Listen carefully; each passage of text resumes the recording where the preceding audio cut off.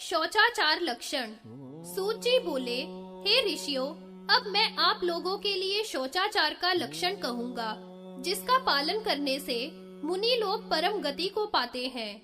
इसको पूर्व में ब्रह्मा जी ने संपूर्ण प्राणियों के हित के लिए कहा था, उसको मैं अब संक्षेप से कहता हूँ। शौच मुनियों के लिए उत्तम पद प्रदान करने वाला है। इसमें प्रमाद न करने वाला मुनि कभी भी नष्ट नहीं होता है। मान और अपमान मुनियों का विष और अमृत है। मान उनको अमृत है और अपमान विष है। यम और नियमों का पालन करता हुआ तथा गुरु के हित में सदा तत्पर रहकर 1 वर्ष तक रहे। इस पृथ्वी पर उत्तम धर्म का आचरण करता हुआ ज्ञान योग को धारण करता है। आँखों के द्वारा जल को छानकर पवित्र करके पीना चाहिए। सत्य के द्वारा वाक्य को पवित्र करके वचन बोलने चाहिए और मन के द्वारा पवित्र होकर आचरण करने चाहिए। मछली पकड़ने वाले को 6 मास में जो पाप लगता है, वह अपवित्र जल पीने वाले को केवल 1 दिन में ही लग जाता है। अपवित्र जल पीने वाले को अघोर मंत्र का जप करना चाहिए, तब शुद्धि को प्राप्त करता है। उसे शंभू का घी, दूध आदि के द्वारा विस्तार पूर्वक पूजन करना चाहिए और 3 परिक्रमा करनी चाहिए, तो वह शुद्ध हो जाता है, इसमें कोई संदेह नहीं। आतिथ्य सत्कार में तथा यज्ञ आदि में योगी को नहीं जाना चाहिए। योगी को अहिंसक होना चाहिए। अग्नि धुआं के रहित हो जाए, सब भोजन कर चुके हो, तब नगर या गांव में योगी को भिक्षा के लिए जाना चाहिए। वनस्थ और यायावर महात्माओं के यहाँ भिक्षा करनी चाहिए। गृहस्थी, श्रद्धालु तथा श्रोत्रियों के घर जाकर भिक्षा करनी चाहिए।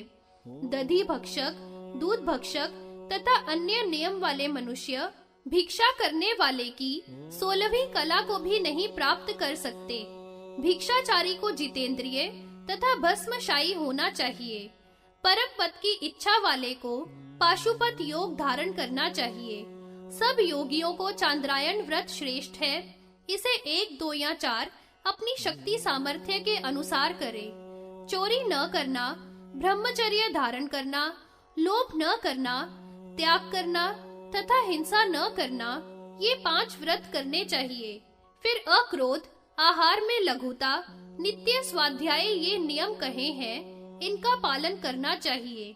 दम, शम, सत्य और अपाय, मौन, सब प्राणियों के प्रति नम्रता, यह अतीन्द्रिय ज्ञान शिव स्वरूप है, ऐसा ज्ञानी लोग कहते हैं। जो मनुष्य सदाचार में रत हैं, अपने धर्म का पालन करने वाले हैं, शांत हैं, वे सब लोगों को जीतकर ब्रह्म लोक को जाते हैं। ब्रह्मा जी ने जो सनातन धर्म का उपदेश संपूर्ण भूतों का हित करने वाला कहा है, उसे मैं हे मुनीश्वरों आप लोगों से कहता हूँ। गुरु तथा उपदेश करने वाले वृद्धों का आदर तथा प्रणाम करना चाहिए।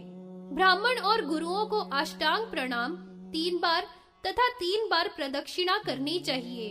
छल, चुगली, अधिक हास त्याग देना चाहिए। गुरु के सामने प्रतिकूल बात नहीं करनी चाहिए।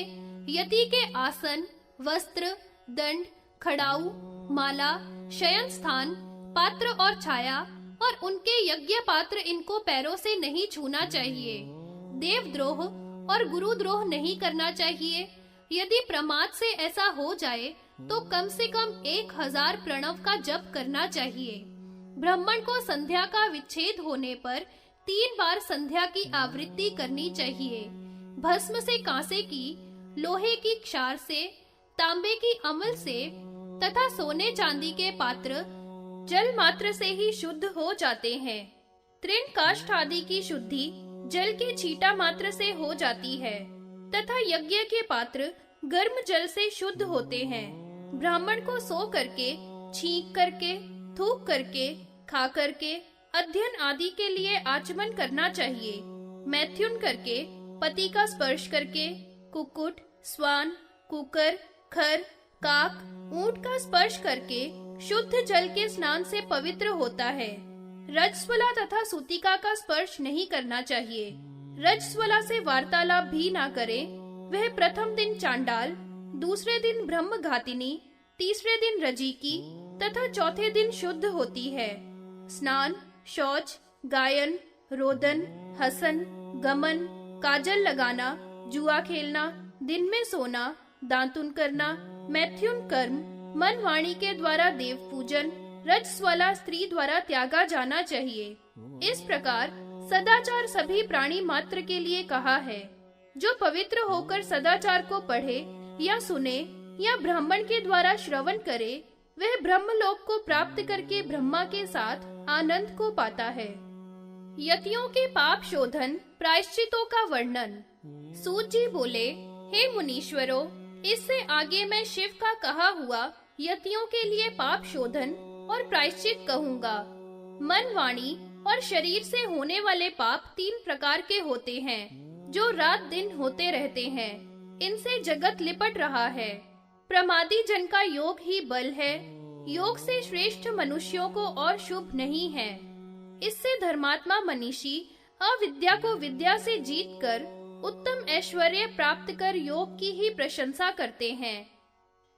यतियों के व्रत उपव्रत के व्यतिक्रम में प्रायश्चित विधान होता है।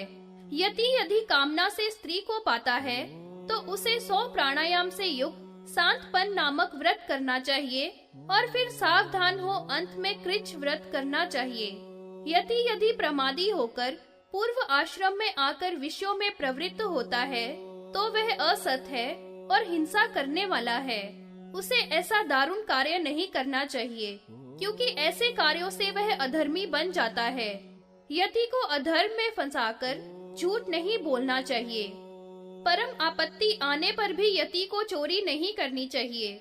चोरी से अधिक और कोई अधर्म नहीं है, ऐसा श्रुति कहती है। चोरी को परम हिंसा कहा गया है, क्योंकि जो जिसका द्रव्य है वह उसके वहिश्चर प्राण है। जो उसके धन को हरता है वह उसके प्राणों को हरता है। ऐसा करने वाले को 1 वर्ष तक चांद्रायन व्रत करना चाहिए। यति को कर्म से, मन से, वाणी से किसी भी जीव की हिंसा नहीं करनी चाहिए। यदि बिना कामना के भी यति पशु, कीट आदि की हिंसा करता है तो उसे कृच्छ, अतिकृच्छ तथा चांद्रायन व्रत करने चाहिए। यति यदि इंद्रियों की दुर्बलता से स्त्री को देखकर वीर्य का त्याग करता है तो उसे 16 प्राणायाम करने चाहिए। यदि दिन में वीर्य स्खलित होता है तो उसको 3 रात्रि उपवास कर 100 प्राणायाम करने चाहिए। यदि रात्रि में स्खलित होता है तो स्नान कर 12 प्राणायाम करने से ही शुद्धि हो जाती है। यति को एकाकी भोजन करना, मधु मांस खाना तथा अभक्ष भोजन करना, क्षार लवण खाना वर्जित है। इनके भी प्रायश्चित करने चाहिए। इसलिए सत्पुरुषों द्वारा निश्चय कर प्रजापत्य, कृच्छ आदि व्रत करने चाहिए और विशुद्ध होना चाहिए। यति को सोने व मिट्टी में समान भाव और सब भूतों में आत्म भाव समझकर विचरना चाहिए। ऐसा यति ध्रुव अव्यय परम पद को पाता है और फिर यहाँ जन्म नहीं लेता है। योगियों को अपने लक्ष्य प्राप्ति में आए हुए अरिष्टों का तथा मृत्यु सूचकों का वर्णन। सूत जी बोले, अब मैं आपके प्रति अरिष्टों को कहूँगा, जिससे योगी लोग मृत्यु को देखते हैं। अरुंधति को, ध्रुव तारे को तथा महापथ को जो नहीं देखता वह मनुष्य 1 वर्ष से अधिक नहीं जीता है। सूर्य को बिना किरणों के तथा अग्नि को किरणों से युक्त देखता है, वह 11 महीने से अधिक नहीं जीता है। मूत्र और पुरुष को सोने और चांदी के रूप में देखता है तथा वमन करता है। चाहे स्वप्न में ऐसा देखे या प्रत्यक्ष, वह 10 महीने में मृत्यु को पाता है। सोने के वर्णों का वृक्ष अथवा गंधर्व नगर तथा प्रेत पिशाचों को स्वप्न में देखता है, वह 9 महीने से ज्यादा नहीं जीता। जो अचानक अत्यंत स्थूल या अत्यंत कृशकायकों को देखता है, वह 8 महीने तक मृत्यु को पाता है। धूली या कीच में जिसके पैर आगे या पीछे से खंडित रूप में दिखते हैं, वह 7 महीने तक जिंदा रहता है। काक, गिद्ध, कपोत अथवा दूसरा मांस खाने वाला पक्षी जिसके सिर पर बैठ जाता है, वह 6 मास तक जीता है। धूल की वर्षा में कौवा पंक्तियों में उड़ता हो तथा अपनी छाया को विकृत देखता है, वह 4 या 5 महीने तक जीता है। बिना बादल के जो बिजली को देखता है और दक्षिण दिशा में अपने को स्थित देता है तथा जल में इंद्रधनुष को देखता है, वह केवल 2-3 महीने ही जीता है। जल में अथवा दर्पण में जो अपनी आत्मा को नहीं देख पाता अथवा बिना सिर के देखता है, वह 1 मास से ऊपर नहीं जीता। मुर्दे की सी अथवा चर्बी की सी गंध अपने शरीर में देखता है, वह 15 दिन से ज्यादा नहीं जीता। रीछ बंदरों से युक्त रथ में बैठकर जो दक्षिण दिशा को नाचता गाता हुआ जाता है, उसकी मृत्यु उपस्थित ही समझिए। काले वस्त्र पहने हुए काले रंग की स्त्री जिसको स्वप्न में दक्षिण दिशा की ओर ले जाए, वह नहीं जी सकता।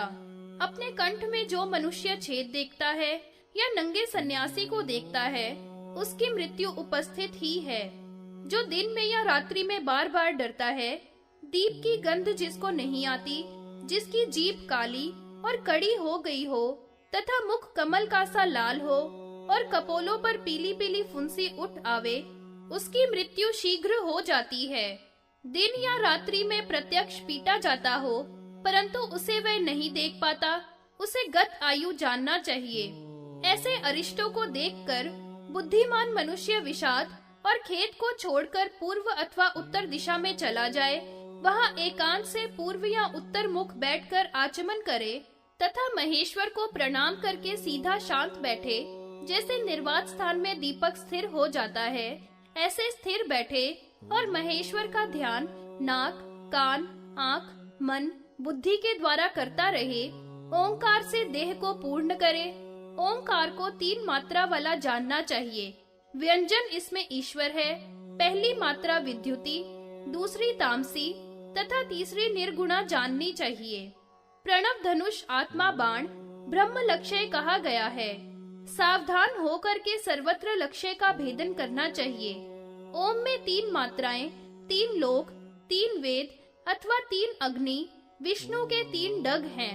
अकार, उकार और मकार सहित ओमकार 3 मात्रा वाला कहा है। अकार भूलोक, उकार भूवलोक, व्यंजन सहित मकार स्वर लोक कहा है।